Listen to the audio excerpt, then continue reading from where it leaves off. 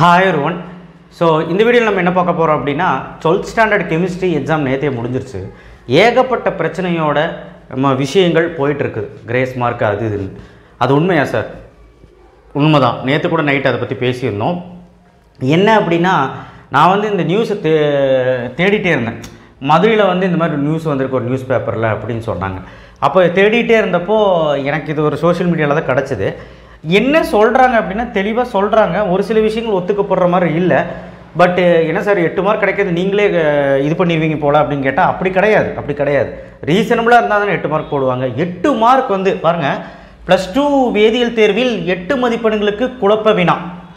8 மார்க்கா? 33வது question compulsory question. அதாவது அந்த compulsory கொஸ்டினுக்கு வந்து பார்த்திங்கன்னா நமக்கு ஐயூபேக் நேமெல்லாம் கேட்டிருக்காங்க, தப்பாக கேட்டிருக்காங்க அப்படின்னு சொல்கிறாங்க.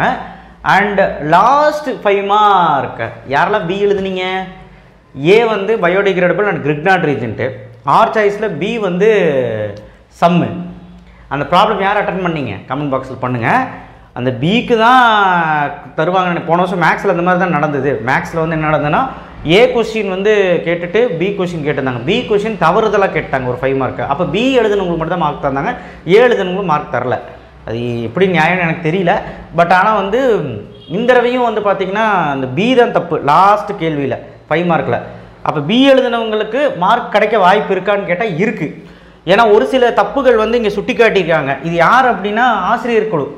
அதாவது ஆசிரியர்கள்லாம் சேர்ந்து எக்ஸ்பீரியன்ஸான கெமிஸ்ட்ரி வாத்தியாரங்களாக இருப்பாங்களே, எல்லாம் சேர்ந்து தேர்வுத்துறைக்கிட்ட முறையிட்டிருக்காங்க. இது வந்து என்ன சொல்லியிருக்காங்க ஏது சொல்லியிருக்காங்கன்னு பார்ப்போம். அதுக்கப்புறம் நம்ம கடைசியாக பேசுவோம்.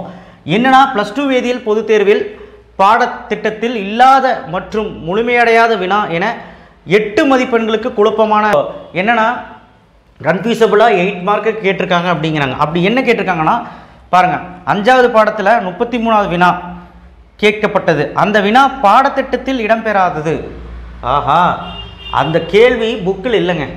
புக்கில் இல்லாத ஓனாவும் கேட்கலாம். ஐயூபேக் நேம் இல்லையா? கேட்கலாம் தானே. ஆனால் எனக்கு புரியல, அப்படி தான் மென்ஷன் பண்ணியிருக்கிறதுல என்னன்னு தெரில. ஏதாவது நியூஸ் வந்தாலும் தெரியும், அஃபீஷியலாக ஏதாவது நியூஸ் வந்தாலும் தெரியும். இது நியூஸ் பேப்பரோடது. ஸோ அதனால் கண்டிப்பாக வந்து பார்த்திங்கன்னா இடம்பெறவில்லை அப்படிங்கிறனால அது மார்க் கிடைக்குமா, இல்லை அந்த ஐயூபேக் நேம் தப்பா என்னன்னு எனக்கு தெரியல. ஏன்னா ஒரு சிலர் 3ங்கிறாங்க, கோபால்ட் 3ங்கிறாங்க, ஒரு சிலர் கோபால்ட் 5ங்கிறாங்க. என்னோட இது வந்து கோபால்ட் 3 தான் நான் சொல்கிறேன், கோபால்ட் 5ங்கிறாங்க சில பேர். சரி, தெரியல என்னென்னு.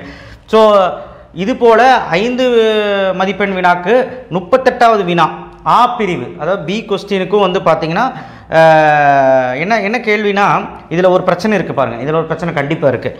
இந்த வினாவில் சேர்மம் சி, அதாவது காம்பவுண்ட் சி வந்து கண்டுபிடிக்க சொல்லியிருக்காங்க. அடர் HCl, அதாவது கான்க் HCl ஹைட்ரோக்ளோரிக் அமிலம்னு சொல்லுவாங்க. அதாவது கான்க் HCl உடன் வினை புரிந்தது என்ற வரி இடம் பெற்றுள்ளது. கரெக்டா?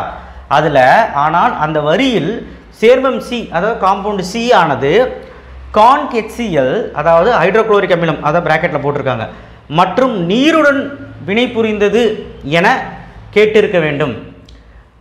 ஆஹா, கான்க் HCl வித் வாட்டர் கூட ரியாக்ட் ஆகிருக்கணும்னு சொல்லியிருக்கணுமா? அந்த வாட்டருங்கிறத மென்ஷன் பண்ணல என்ற வார்த்தைகள் இல்லை.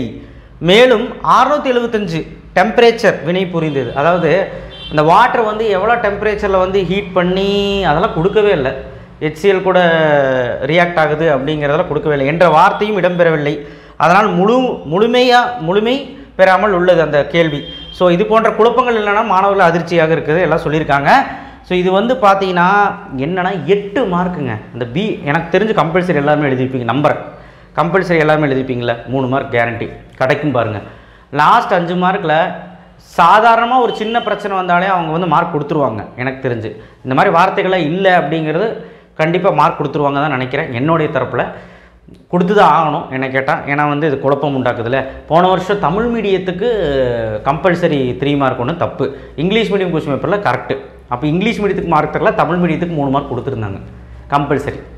அந்த மாதிரி இங்கிலீஷ் மீடியம் தமிழ் மீடியம் 2 மீடியத்துலேயுமே அந்த கொஸ்டினில் அந்த வார்த்தை வந்து வரல. வாட்டர் ப்ளஸ் அந்த டெம்பரேச்சர் வந்து சொல்லலை, கரெக்டான வார்த்தை அமையலை. அண்டு ஐயூபேக் நேம் வந்து அந்த புக்கில் இல்லைங்கிறாங்க. புக்கில் இல்லாத கேட்குறதுக்கு ஓனாவும் கேட்கலாம், என்னன்னு தெரியல. இங்கே அப்படி தான் மென்ஷன் பண்ணிக்கிறாங்க. ஸோ எதாக இருந்தாலுமே அஃபீஷியலாக வரட்டும். அப்புறம் ஏன்டா நீ சொல்கிறேன்னு நீங்கள் வந்து நிறைய பேர் திட்டலாம். இது ஒரு சப்போர்ட்டிவாக தான், இந்த வீடியோ ஒரு சப்போர்ட்டிவ் தான், மாணவர்களுக்காக சப்போர்ட்டிவாக இருக்கட்டும். கிரேஸ் மார்க் 8 மார்க் கிடைக்கணும் அப்படின்னு தான் நானும் வேண்டிக்கிறேன். ஏன்னா எல்லாத்துக்கும் ஒரு போனஸ் மார்க்காக இருக்கும். அது சரிங்களா? நிறைய பேர் கெமிஸ்ட்ரியில் ரொம்ப நான் கேவலமாக பண்ணியிருக்கேன், நான் நல்லா பண்ணல அப்படிங்கிறவங்களுக்கு கண்டிப்பாக இது ஒரு பூஸ்டப் தரும். ஃபிசிக்ஸ் நல்லா படிங்க, அதுக்காக தான் இந்த வீடியோவை போட்டேன். ஃபிசிக்ஸுக்கு நல்லா படிங்க, அவ்வளோதான். 8 மார்க் கிடைக்குமா சார்? கிடைக்குமா? எனக்கு தெரிஞ்சு 8 மார்க் கிடைக்கும் ஷுர். ஆனால் 100% 5 மார்க்கு ப்ளஸ் 3 மார்க் ஏதோ ஒன்றில் ஏதோ 2ல் 1ஆவது கிடச்சிருங்க. 100% எனக்கு ஷுர், அதில் எனக்கு நல்லா உறுதியாக இருக்கேன். ஆனால் 8 மார்க்குங்கிறது தெரியல, பார்க்கலாம். இது வந்து பேப்பர் கரெக்ஷனப்போ அவங்க பேசிப்பாங்களாம், அப்போ வந்து மார்க் போடலாமா வேணாமா, என்ன தப்பாக ரைட்டான்னு எல்லா எக்ஸ்பீரியன்ஸான டீச்சர்ஸ் எல்லாம் பேசிப்பாங்க. அதுக்கப்புறம் அது வந்து என்னன்னு சொல்லுவாங்க, நியூஸ் வரி வரும். ஓகேங்க, பயப்படாதீங்க, அதை பற்றி இப்போ யோசிக்காதீங்க, ஃபிசிக்ஸ் படிங்க. தேங்க்யூ.